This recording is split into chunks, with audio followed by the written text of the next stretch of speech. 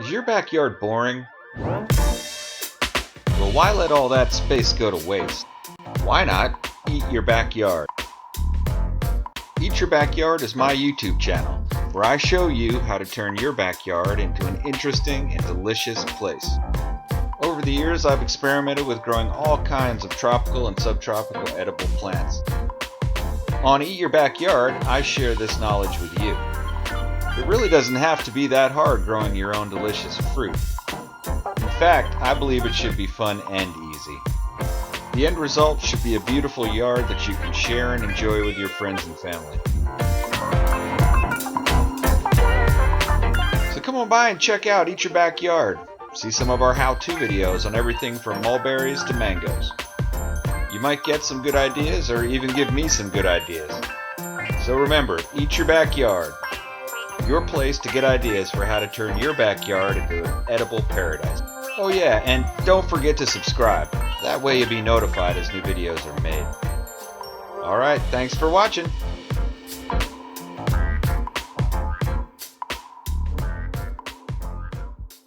Hey, welcome to Eat Your Backyard. Here we are again. Oh, it's a horrible day in February in Florida. Sorry, Idaho.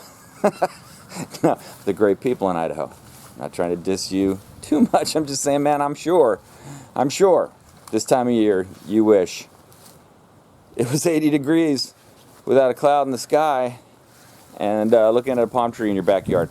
All right, this is Eat Your Backyard. It's my YouTube channel where I just talk about all kinds of nonsense, basically, and about edible landscaping, which is something I'm totally into, and growing cool-looking plants is another thing I'm totally into, and I hope you enjoy it. You know, maybe you find it entertaining, maybe you find it incredibly annoying. Like, sometimes I get comments like, "That's not true!" And, you know, okay. You know, sometimes my facts aren't perfect, and I guess that's just the way it is. But I want to rename, so I like renaming things. The Areca Palm. I've made a video or two about the Areca Palm. I've grown many of them. Many of them. They're very common landscaping plant. In fact, when you go to buy them at the store, they kind of resemble, you know, this. Let me see if I can point that. This kind of thing. You know, there's hundreds of them, and they grow up in a pot. You know, they're just hundreds of them. They grow, and the reason is they are proficient at germinating. They germinate just very readily. And you can look at this one, you can see I've chopped the heck out of it. And the reason is it grows really, really fast. And if I let it grow, if I let those big things, you can see the diameter of this. You know, look, that one I chopped down, that was about 15 feet tall by the time I chopped it down. Okay, 15 feet, let's follow that up. Oh yeah, it's growing into my house, and that's the bugs are getting in the house, it's going up against the house. I want to put Christmas lights up there, nobody can see them. It's like, you know, I really don't want no jungle right next to my house. So here's what I'm trying to say about the Areca palm, which is also called the sugarcane palm, and it's easy to tell why.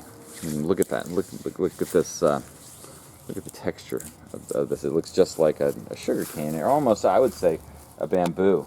You know, look to it. Really beautiful, beautiful. It's just one that takes a heck of a lot of maintenance. You got to trim the heck out of this thing all the time. And when it is time for it to drop seeds, it's like I call it the carpet bomber of all palm trees. It'll drop like, just a rough estimate, 10 trillion seeds.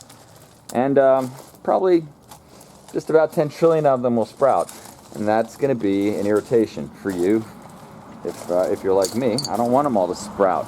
I call it Areca grass. You know, they fall down into your grass, and the next thing you know, you got 1,000 miniature palm trees growing in your grass. It's not my cup of tea. So I really try to keep them trimmed down. But even after, I just trimmed this one down.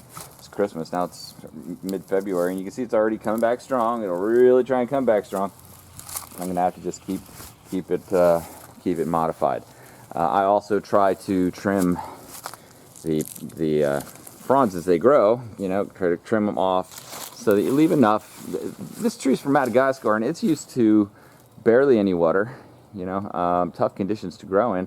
When you're in Florida and you got lots of water, you got soft sandy soil, you got hard, yeah, no predators of it that I know of, it's just going to go off. So you don't really need to leave a lot of,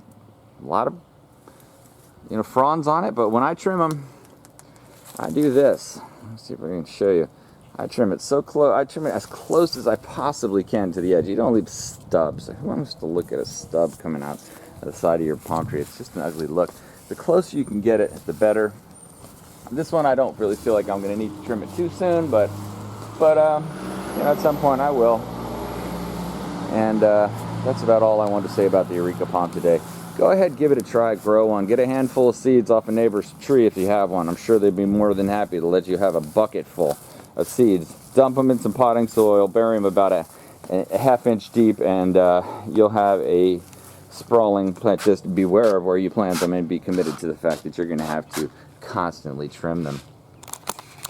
All right, well, that's all I have to say today about the Areca palm. I hope you enjoyed this video quite a bit. If you did, go ahead and give it a like.